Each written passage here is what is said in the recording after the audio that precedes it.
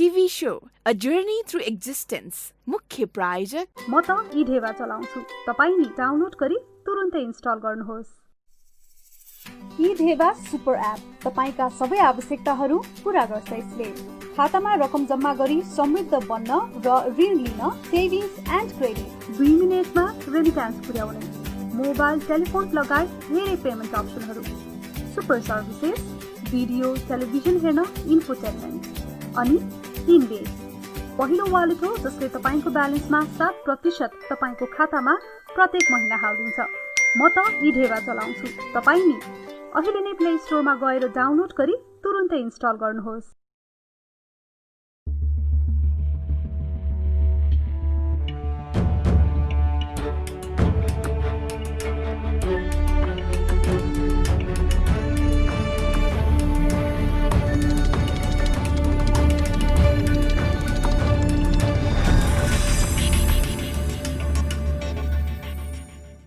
नमस्कार TV show a journey through एक्जिस्टेन्सको 25औं श्रृङ्खलामा यहाँहरूलाई हार्दिक स्वागत गर्न चाहन्छु।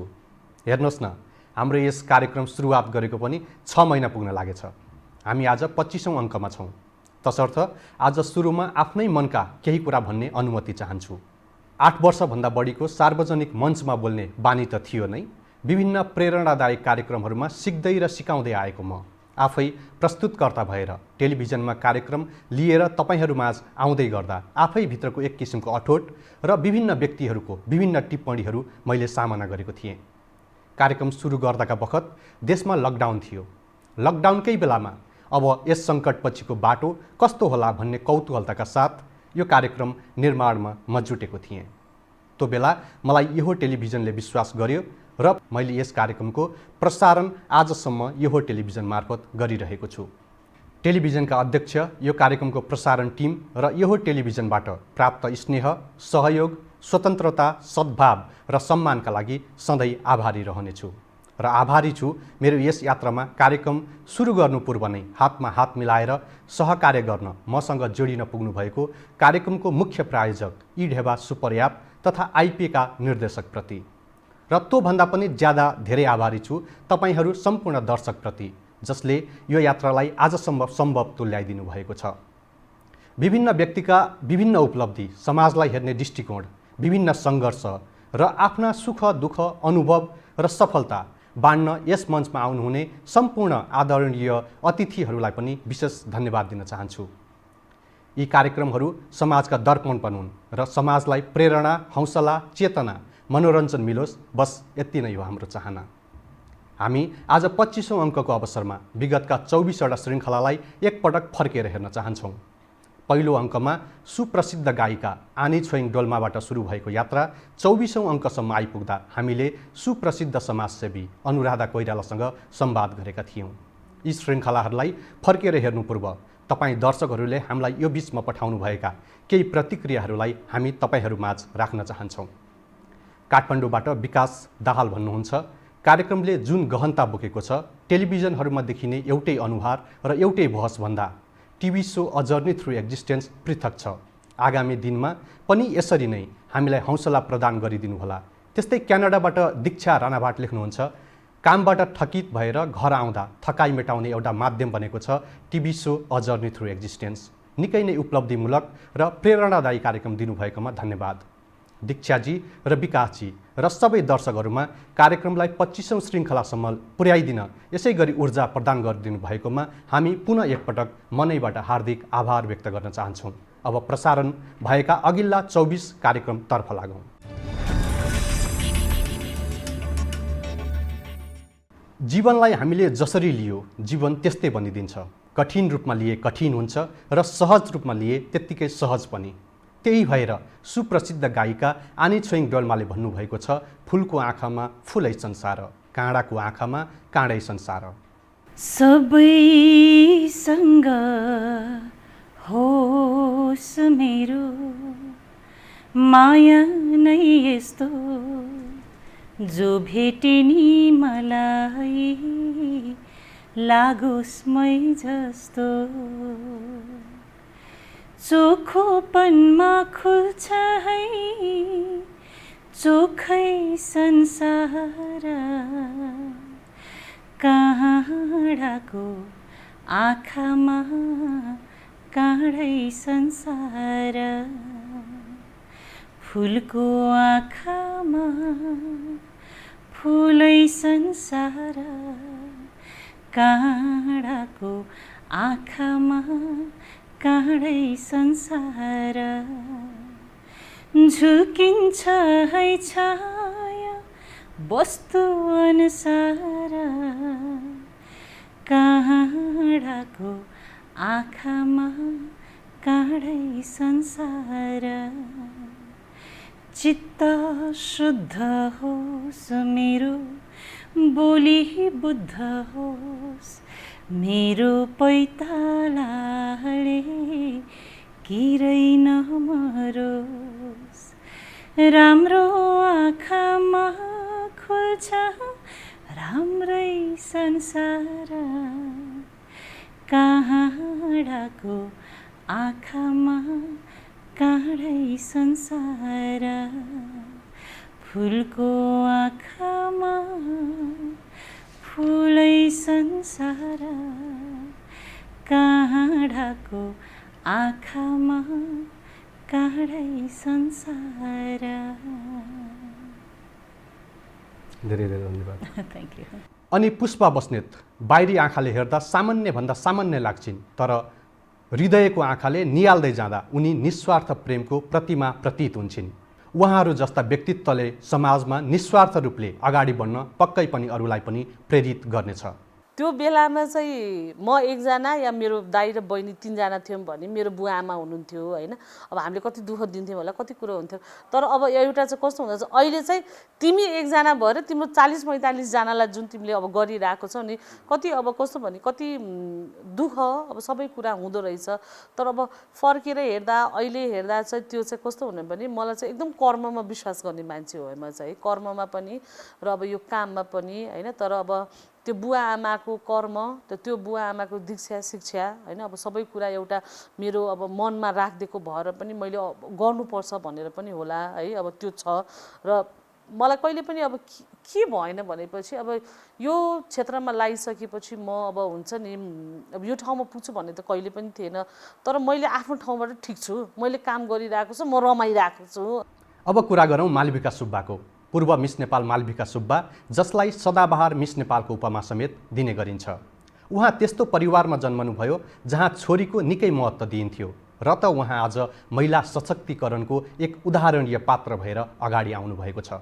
मैले काममा आएपछि कहिले पनि मैले आफूले म केटी मान्छे हो भनेर मलाई भाव चाहिँ भएन। त्यो भाव चाहिँ मलाई समाज र काम गर्ने व्यक्तिहरूले चाहिँ जनाइदिनु भयो। अनि त्यसले चाहिँ एउटा सेटब्याक जस्तो फिल हुन्थ्यो। अनि के हुन्थ्यो भने म केटी मान्छे भएर मेरो चाहिँ एउटा लिमिटेसन्स रहेछ भने, so that was my biggest challenge के जेन्डर डिस्क्रिमिनेसनबाट अगाडि उठ्नु नै मेरो बिगेस्ट च्यालेन्ज थियो। एउटा अर्को चाहिँ पे स्ट्रक्चर, जस्तै अब आफूले काम गरिरहँदा आफूभन्दा जुनियर केटाहरूले आफूभन्दा धेरै पैसा कमाउँदाखेरि एकदमै रिस उठेर आउँथ्यो र चित्त पनि दुख्थ्यो। र केही वर्ष चाहिँ त्यो जेन्डर जुन पे ग्याप छ त्यो पे ग्यापलाई कसरी कम गर्न सकिन्छ भन्ने कुरामा चाहिँ आफूले धेरै नै स्ट्रगल गर्नु पर्यो। बेसिकली त्यही नै हो। अब अहिले पनि हामी प्रोफेसनलिजममा अझै पनि चुकिरहेका छौँ। मिडियामा म फ्रेङ्कली नै खुला रूपले नै भन्न चाहन्छु, मैले 18 वर्ष भइसक्यो काम गरेको। त्यही पनि अहिले कहिलेकाहीँ काम गर्दाखेरि 18 वर्ष अगाडिको जुन एउटा स्ट्रक्चर थियो त्यही फ्रेम स्ट्रक्चरमा काम गरेको जस्तो आभास हुन्छ। त्यो देख्दाखेरि चाहिँ अलिकति कस्तो नरमाइलो लागेर आउँछ। र त्यस्तै नवराज सिलवाल, जो आफैले जीवनमा सोच्दै नसोचेको बाटो अहिले हिँडिराख्नु भएको छ। प्रहरी सेवाबाट राजनीतिमा युटर्न हान्न पुग्नु भएको उहाँले अब जनताकै सेवामा समर्पित रहने निर्णय लिनुभएको छ। पोलिटिक्सभित्र भएको प्रवृत्तिलाई ती भित्रै भएका मान्छेले त्यसलाई मलजल गरिराख्ने अवस्था हुन्छ। त त्यहाँ परिवर्तन गर्नुको लागि नयाँ इनर्जी आउनुपर्छ। अब अहिलेको युवाले, अहिलेको शिक्षित पिँढीले चाहिँ अब यो राजनीतिलाई त्यसरी त्याग गरेर राजनीतिबाट विमुख भएर बसेर हुँदैन। तपाईँले जसरी युवा पुस्ताहरू आउनु पऱ्यो, अरू सेक्टरको मान्छेहरू पनि पोलिटिक्समा आउनु पऱ्यो होइन। पोलिटिक्स चाहिँ यो जीवन निर्वाह गर्ने चाहिँ कमाएर खाने पेसा होइन। पोलिटिक्स भनेको समाज सेवा हो, विशुद्ध सेवा हो। यो चाहिँ खालि dedicated to the cause of nation हो। त्यसले तपाईँ अरू सेक्टरका मान्छेहरू आउनु पऱ्यो। तपाईँहरू आउनुहोस्, तपाईँहरू आएर नै यसलाई परिवर्तन गर्ने। बाहिर बसेर तपाईँले परिवर्तनको अपेक्षा गर्ने अनि आफू एउटा पनि इनपुट नराख्ने, तपाईँ त्यही मान्छेलाई त्यो खराब छ त्यसैलाई फेरि भोट गर्नुहुन्छ, फेरि त्यसैलाई पठाउनुहुन्छ, अनि त्यहीबाट फेरि राम्रो अपेक्षा गर्नु भएन नि त। डाक्टर समीर मणि दीक्षित, जनस्वास्थ्य वैज्ञानिक, देश कोरोना महामारीको सङ्कटमा रहेका बेला उहाँलाई हामीले आमन्त्रण गरेर केही सूचना जनतामाझ राख्ने प्रयास गरेका थियौँ। लेटेस्ट स्टेज अफ द इन्फेक्सनमा गइसकेको छु अनि अब अन्तिमतिर जाँदैछु बिस्तारै हामीहरू होइन। अब त्यसमा चाहिँ नि मास्क लाउने अनिवार्य, दूरी मेन्टेन गर्ने, हामी जस्तै कमसेकम 2 जना बिचमा 2 मिटर, कोही पनि भिडभाड नगर्ने, भिडभाड गर्न हुँदैन, यी सबै कुरा गर्दै हात सफा राख्ने होइन। अनि अब पब्लिक ट्रान्सपोर्टहरू खुला छ, त्यहाँ भिडभाड गर्न भएन, दूरी मेन्टेन गर्नु पऱ्यो। यी सबै कुराहरू चाहिँ अब मेन्टेन गरेर अगाडि बढ्नु एकदमै जरुरी छ। र त्यसबाहेक तथ्यमा बसेर यो जे फेसबुकमा अनलाइनमा जे जहाँ पढ्छ सुन्छ त्यसलाई मानेर हाम्रो नागरिकहरू आत्तिनु भएन। त्यस्तै रुसी नागरिक प्रोफेसर इगर ओबलङ्कोभ, जसले नेपालमा आएर पत्रीदासका नामले आफ्नो आध्यात्मिक दायरा फराकिलो बनाउनु भएको छ। उहाँले हाम्रो यस कार्यक्रम मार्फत नेपालीले नेपालको महत्त्व बुझ्न नसकेको प्रति निकै दुखेसो पोख्नुभयो। आजभोलि युवाहरू, म तपाईँलाई भन्छु, म दुबईमा, अमेरिकामा, अस्ट्रेलियामा, जापानमा, कहाँ अमेरिकामा गएको छु, युरोपमा, सदा युवा नेपाली मान्छेहरू बाहिरै जानु चाहनुहुन्छ नेपाल छोडेर। इन्जिनियर, डक्टर, पुरा दिमाग नेपालको बाहिरै जान्छन्। किन? यदि नेपालमा शान्ति भयो भने त किन बाहिर जाने? नजिकतिर त हेला किन? किनकि मान्छेहरू बुझ्नुपर्छ हाम्रो कर्तव्य, जिम्मेवारी के हो, हाम्रो संस्कृति। सय टुङ्गा फुलको हामी एउटा माला नेपाली होइन। म सदैव एकदम मनपर्छ मलाई, हट्न होइन डटेलर नै नेपालीको वानी हुन्छ, काहली नझुक्ने शिर उभिएको। यस्तो मान्छेलाई पनि एकदम पुरा टिम हुनुपर्छ। टिम माने टुगेदर एभ्रिवान एचिभ्स मोर, एकसँगै काम गर्नुपर्छ। तर मान्छेको एकदम तेरानी मैरानी, कसले पार्ने कुवाको पानी, झगडा गर्दै गर्दै। तर हाम्रो यो कुरा बुझ्नुपर्छ, जिम्मेवारी लिनुपर्छ। एउटा मान्छे मलाई भन्नुभयो, 12 छोरा 13 नाति, हालो जिलो खण्डे माथि। टुक्का चाहिँ खुब आउँछ तपाईँलाई? आउँछ आइहाली। नेपाली संस्कृति मनपर्छ मलाई। तर किनकि आजभोलि घरकै जोगी जोग र विदेशी जोगी सिद्ध। किनकि मलाई नेपाली मान्छेलाई एकदम मनपर्ने, देश पनि राम्रो छ। तर म निवेदन गर्नु चाहन्छु सबैलाई, जो यो कार्यक्रम सुन्ने मान्छे, आउनुहोस्, म वचन दिन्छु, यदि यो संस्कृति पनि तपाईँ गहराइमा जानुहुन्छ, केही पनि संसारमा यो भन्दा राम्रो छैन। हाम्रो कार्यक्रमको 7औं अङ्कमा डाक्टर महावीर पुन उपस्थित हुनुभएको थियो। महान महावीरले हाम्रो यस कार्यक्रममा आफ्ना केही जोचिला अनुभव हामीमाझ बाँड्नु भएको थियो। मैले सबैलाई भन्ने गरेको छ, अहिले पनि मलाई फोनहरू आइरहन्छ, तपाईँलाई यस्तो किसिमको अवार्ड दिन्छु, हामीले यस्तो किसिमको सम्मान गर्छु भन्ने फोनहरू आइरहेको छ। मैले सबैलाई भन्ने गरेको के छ भने, यो सम्मान भन्ने कुरा मलाई होइन, अलिकति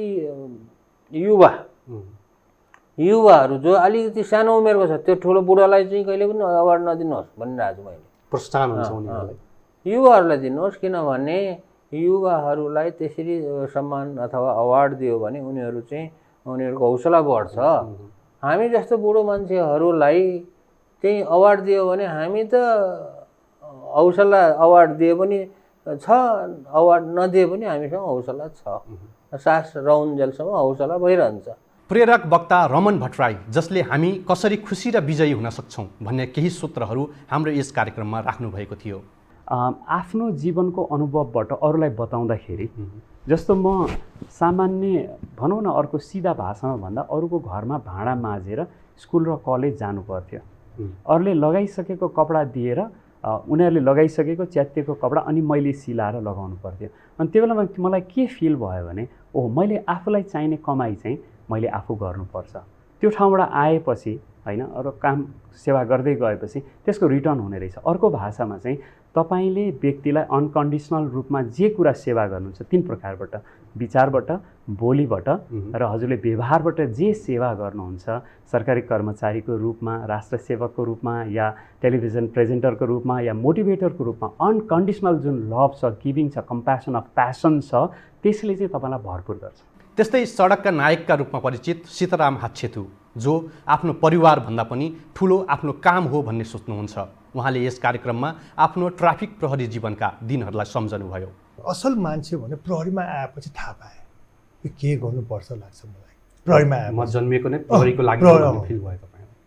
पहिला प्रहरी थाहा पाएँ, त्यहाँ अनुशासन सिकेँ मैले, त्यहाँ आफ्नो आदर ठुलो मान्छेले कसरी व्यवहार गर्नुपर्छ सिकेँ मैले, कसरी बोल्ने कुरा सिकेँ, कसरी हिँड्नुपर्छ सिकेँ, कसरी ल्यान्डमा खानुपर्छ सिकेँ। प्रहरीमा आएर सिकेको मैले, पहिला त्यो थाहा छैन मलाई।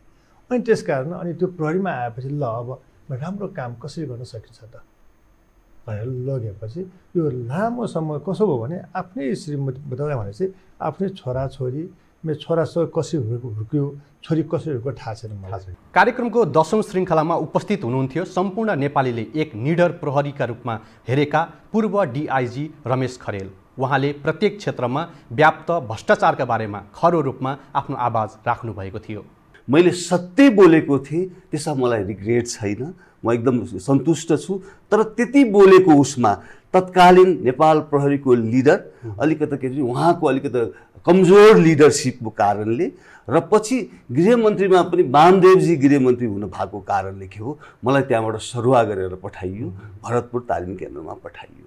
तर मैले जे बोलेको थिएँ ठिक थियो, मैले बोलेकोमा कसैले ग्रहण गरेनन्, त्यही अनुसार प्रमोसन दिए, राम्रा मान्छेलाई प्रमोसन दिएनन्। तर तपाईँले यति भनिरहँदा नि तपाईँलाई आफ्नै सङ्गठनभित्र तपाईँलाई अनुशासनहीन प्रहरी अफिसरको रूपमा चित्रण गर्न खोजियो, तर यही अभिव्यक्तिका कारण नेपाली जनताको साथ त अझ बढ्यो नि तपाईँलाई, होइन? बिल्कुल। मलाई के थियो भने म व्यक्तिभन्दा पनि सङ्गठन बलियो हुनुपर्छ भन्ने मेरो मान्यता हो है। सङ्गठन बलियो भने के हुन्छ, सबै नेपाल मैले बारम्बार भनेको छु, नेपाल प्रहरीलाई स्ट्रङ बनाउने हो भने देशको अहिलेको 70% प्रब्लम सल्भ हुन्छ। अब त्यो प्रब्लम त्यो त्यस्तो सङ्गठनमा पनि पोलिटिसाइजेसन गर्ने, त्यस्तो सङ्गठनमा पनि भ्रष्टाचारीलाई चाहिँ इन्करेज गर्ने, त्यस्तो सङ्गठनमा पनि राम्रो काम गर्ने मान्छेहरूलाई चाहिँ साइडलाइन गर्ने, त्यो जुन भयो त्यो भएपछि के भयो त्यो सबै हामी पनि प्रताडित भयौँ, सङ्गठन प्रताडित भयो, आम 70-75 हजार पुलिस फोर्स प्रताडित भयो, 3 करोड नेपाली प्रताडित भयो। कुनै समय आफ्नो अराजक क्रियाकलापका कारण चर्चामा आइरहने व्यक्ति, सम्पूर्ण भोगी जीवन छोडेर योगी बन्नुभएका र आध्यात्मिक जीवन बिताइरहनुभएका योगी व्यग्र वेदनाथ पनि हाम्रो विगतको श्रृङ्खलामा उपस्थित हुनुभएको थियो। हाम्रो मौलिकता कतातिर गयो, मूलस्थली हो कता, भाषा भूषण भेष संस्कृति कला आदर्श शैली कता, कसमा छन् थरका थला तल हुँदा थारू कसोरी भयो, जेठो वेद हिमाल हो सकलको कैलाश साक्षी छ यो।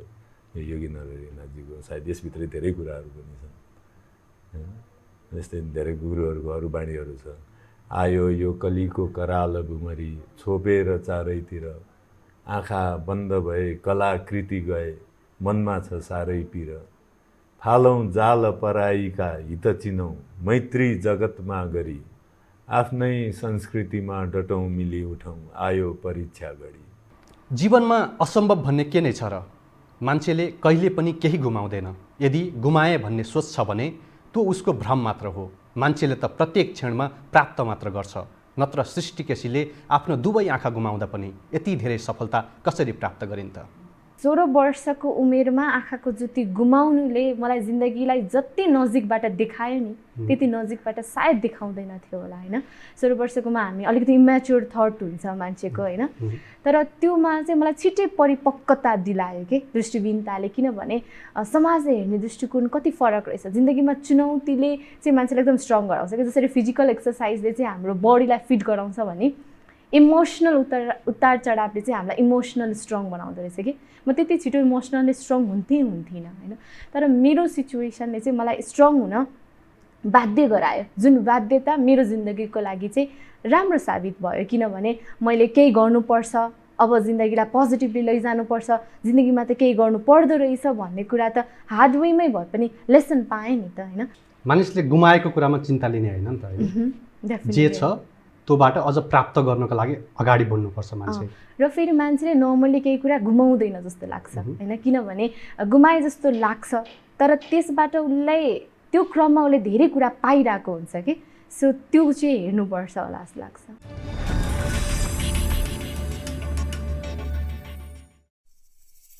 ई-धेवा सुपर एप तपाईका सबै आवश्यकताहरू पूरा गर्छ। यसले खातामा रकम जम्मा गरी समृद्ध बन्न र ऋण लिन, सेभिङ्स एन्ड क्रेडिट, 2 मिनेटमा रेमिट्यान्स पुर्याउने, मोबाइल टेलिफोन लगायत धेरै पेमेन्ट अप्सनहरू, सुपर सर्भिसेस, भिडियो टेलिभिजन हेर्न इन्फोटेनमेन्ट, अनि इनवेस्ट, पहिलो वालेट हो जसले तपाईको ब्यालेन्समा 7% तपाईको खातामा प्रत्येक महिना हालिदिन्छ।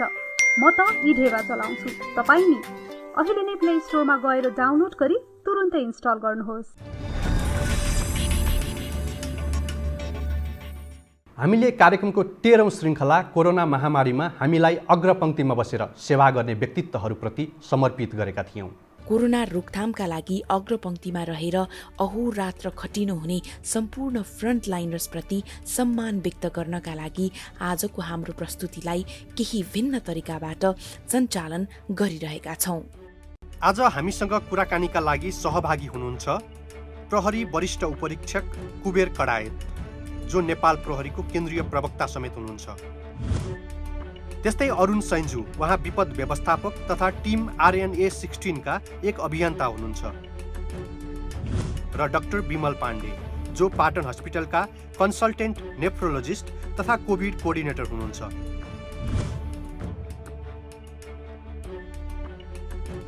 त्यसपछि हामीले आमन्त्रण गरेका थियौँ नयाँ राजनीतिक दलको रूपमा आफूलाई चिनाउँदै आएको विवेकशील नेपाली दलका अध्यक्ष मिलन पाण्डेलाई। तपाईहरू एउटा राजनीतिमा लागेको व्यक्तिले त आफूलाई पनि आलोचना गर्न सक्नुपर्छ, आफूलाई पनि समीक्षा गर्न सक्नुपर्छ नि। तपाईँले आज चाहिँ एउटा कुरा चाहिँ के बताइदिनुहोस् भने, यो बिचमा तपाईँ राम्रा कामहरू अहिले पछि कुरा गरौँला, यो बिचमा हामीले यो गल्ती गऱ्यौँ भनेर केही बताइदिन सक्नुहुन्छ? मजाले किन नसक्नु। त्यसमा दुई तिनवटा कुरा, यो त चाहिँ यो एचिभमेन्टका कुराहरू यो 6-7 वर्षमा हाम्रो फेज 1 सकियो भन्ने लाग्छ मलाई। अब हामी अहिलेसम्म जे गरिरहेको छौँ त्यति मात्र गरेर हाम्रो राजनीति टिक्दैन, यो एकदमै क्रिटिकल भन्नुहोस् अथवा हाम्रो एक्सेप्टेन्स भन्नु हो।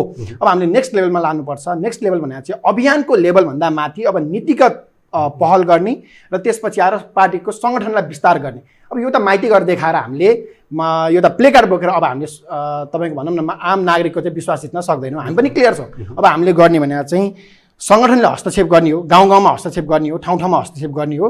र हामीले जुन शिक्षा तयारी भइरहेछ। किनभने तपाईँहरूलाई अर्को पनि आरोप के छ भन्दाखेरि, मैले आज आरोपको मात्रै किन गरेको छु भन्दाखेरि, एउटा आलोचना भनेको एउटा राजनीतिमा लागेको व्यक्तिलाई अझ आलोचनाले दरिलो बनाउँछ। त्यसकारण मैले यो प्रश्न तपाईँलाई गरेको।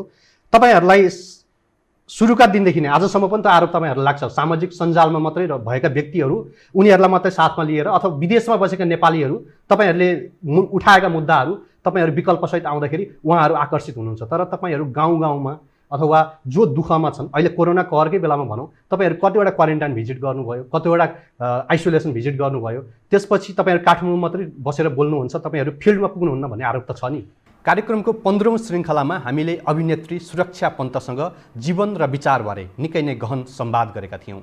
बौद्धिक नायिकाका रूपमा परिचित उहाँले कुनै पनि कुराको आत्मबोध हुनु नै जीवन हो भन्दै जीवनलाई परिभाषित गर्नुभएको थियो। अहिलेको यो क्षणसम्म आइपुग्दाखेरि चाहिँ जीवन चाहिँ के रहेछ भन्ने बुझ्नुभयो तपाईँले? मलाई यसको एन्सरै थाहा छैन। जीवन के रहेछ भन्ने कुरा चेन्ज हुँदो रहेछ, जीवन परिवर्तनशील छ, एकदम परिवर्तनशील छ। तपाईँको डेफिनेसन यही हो भन्ने नै हुँदैन। तपाईँले 5 वर्ष अगाडि जे सोच्नुहुन्थ्यो अहिले त्यो अहिले अर्कै डेफिनेसन छ। एकदम प्रोग्रेसिभ हुँदो रहेछ। अब अहिले यो पोइन्टमा चाहिँ मेरो लागि जीवन भनेको बोध जस्तो क्या, रियलाइजेसन, कुनै पनि चिजको रियलाइजेसन हुनु, आत्मबोध हुनु, त्यो चाहिँ जीवन हो कि जस्तो लाग्न थालेछ। अब भोलि यो बिस्तारै आफ्नो एक्सपिरियन्स, अब आफ्नो सोचहरू चेन्ज हुँदै जाँदा यो पनि चेन्ज हुन्छ कि जस्तो लाग्छ। एक्ज्याक्टली यही हो भन्ने चाहिँ छैन। त्यसपछिका 2वटा श्रृङ्खलामा गायिका स्मिता दाहाल र आश्रा कुँवरले हाम्रो यो सेटलाई सङ्गीतमय बनाउनु भएको थियो। मायालु तिमी कता छौ, मायालु तिमी कता छौ, मायालु तिमी कता छौ, मायालु तिमी कता छौ, दररर दररर दर्क्यो पानी दरर, दररर दररर दर्क्यो पानी दरर, भिजे म तनी थ्रुकै मुटु काम्यो थरर, उता लाग्ने ठाउँ छैन लौ न कता जाउँ, उता लाग्ने ठाउँ छैन लौ न कता जाउँ, मायालु तिमी कता छौ, मायालु तिमी कता छौ। Thank you. बोधि वृक्षको खोजीमा छु यहाँ म कहाँ हराउँदै बिलाउँछु, बोधि वृक्षको खोजीमा छु यहाँ म कहाँ हराउँदै बिलाउँछु, शून्यताको भावना एउटा लिनको आभास, आफै भित्रको त्यो असुर भावना, पराजितको अवसर चेतनामाथि आक्रमण, गर्दै हिँडेका धमिराहरू बोधी वृक्षको खोजीमा छु यहाँ कहाँ हराउँदै बिलाउँछु। त्यसपछि हामीले कार्यक्रममा नेपालमा रहेका केही विदेशी खेलाडी आफ्नो घर फर्कन पाएका छैनन् भन्ने समाचार पढेपछि उनीहरूलाई केही राहत मिलोस् भनेर प्रतिनिधि पात्रको समस्या कार्यक्रम मार्फत राखेका थियौँ। हाम्रो यस कार्यक्रममा समस्या प्रसारण भएपछि उहाँहरूलाई केही व्यक्ति र सङ्घ संस्थाहरूले सहयोग समेत गरेका थिए। गाह्रो छ। अहिले कति 8 महिना भयो इन्कम छैन, 8 महिना रुम भाडा दिनुपर्छ। कसरी बसिराख्नु भएको छ अहिले? यो बिचमा कसरी बस्नुभयो? अहिले कति घरबाट मम्मीले पैसा पठाउने, अनि साथी नेपालीको खेलाडी अर्को साथीसँगको हेल्प गर्छ, अनि अर्को फुटबल फ्यान्सले हेल्प गर्छ, अनि साथी अनि पहिला भुटानबाट खेल्यो भने भुटानबाट क्लबले अलिकति सपोर्ट गर्छ खानेको लागि। सामाजिक मुद्दालाई समेत हाम्रो यस कार्यक्रममा समावेश गराउनुपर्छ भन्ने सोचेर हामीले एसिड आक्रमणका पीडित रामराजा थापा र आक्रमण विरुद्धका अभियन्ता उज्जवल थापासँग एसिड आक्रमण विरुद्धको नयाँ कानुन बनेपछि उहाँहरूले गरिराख्नु भएको अनुभूतिलाई समेटेर संवाद गरेका थियौँ। मलाई सबैभन्दा खुसी लागेको पाटो दुईटा छ। एउटा अपराध गर्ने अपराधीको सजाय जुन बढाइएको छ, त्यो चोट र त्यो पीडालाई सुहाउँदो आयो होइन। किनभने पहिला घाउ चोट हेरेर 3 देखि 8 भन्ने थियो। मैले प्रधानमन्त्रीज्यूकै अगाडि भने 3 देखि 8 घाउ चोटको लागि ठिक छ। अब यस्ता पीडितहरूको मनको चोट, सामाजिक चोट, इमोसनल चोट, त्यसको थपौँ भनेर त्यो थपिएर आयो होइन।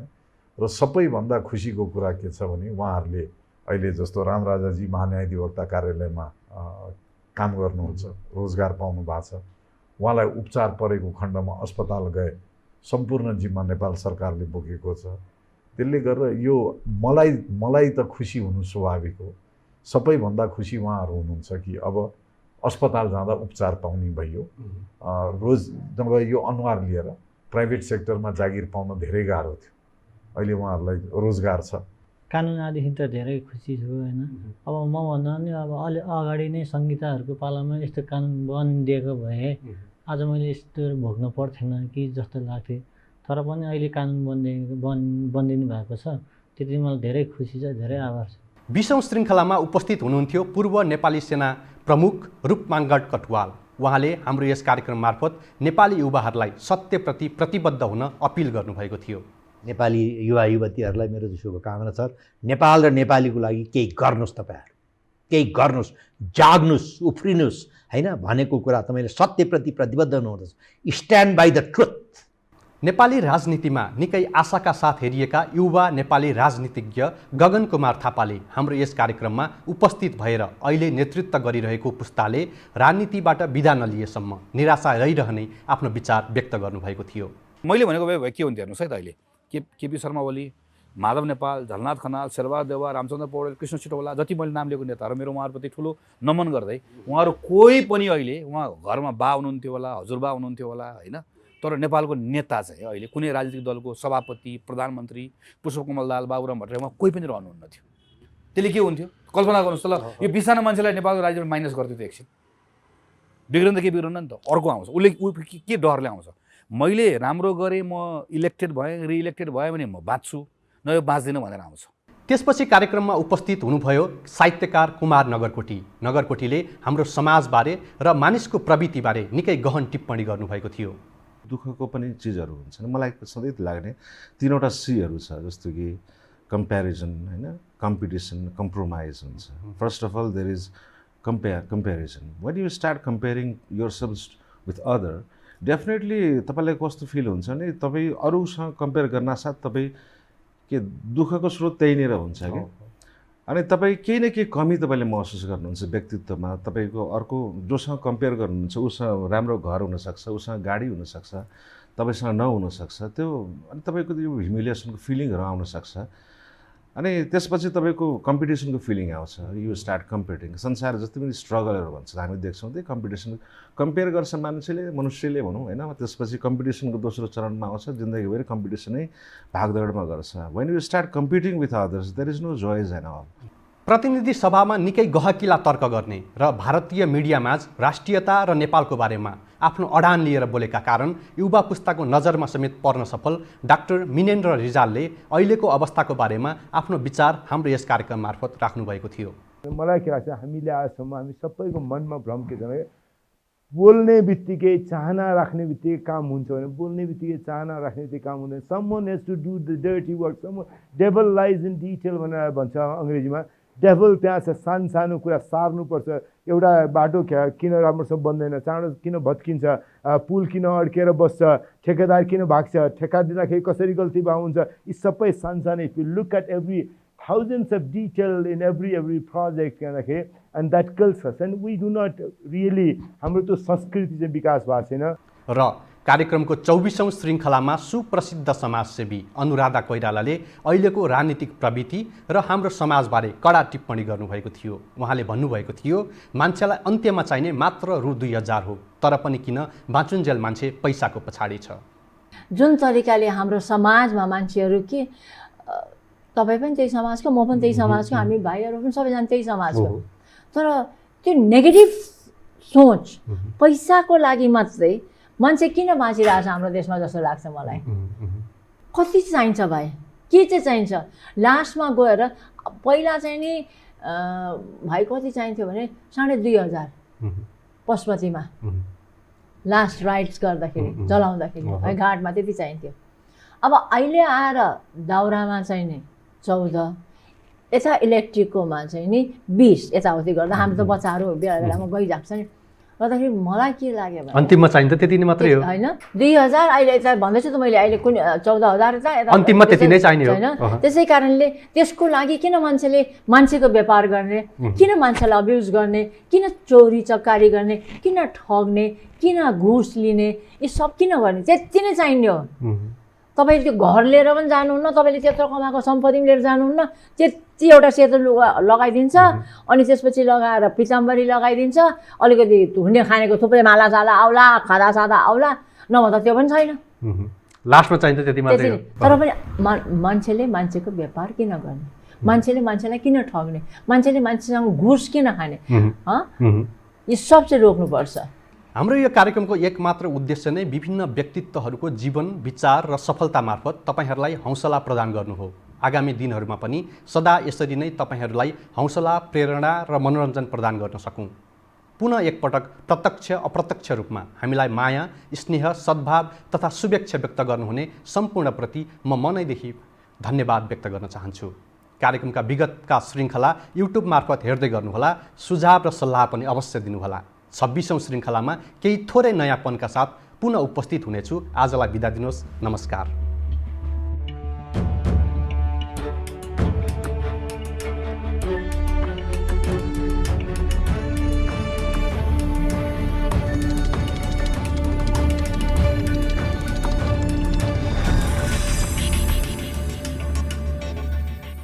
सूचना रमाइलोसँगै कमाई पनि। हाम्रो मुख्य प्रायोजक ढेवा सुपर एप आफ्नो मोबाइलमा इन्स्टल गर्नुहोस् र दैनिक रूपमा उक्त एपमा यस कार्यक्रमका बारेमा सोधिने प्रश्नको सही जवाफ मिलाई प्रत्येक सही जवाफ मिलाए बापत रु 10 आफ्नो खातामा जम्मा गराउनुहोस्।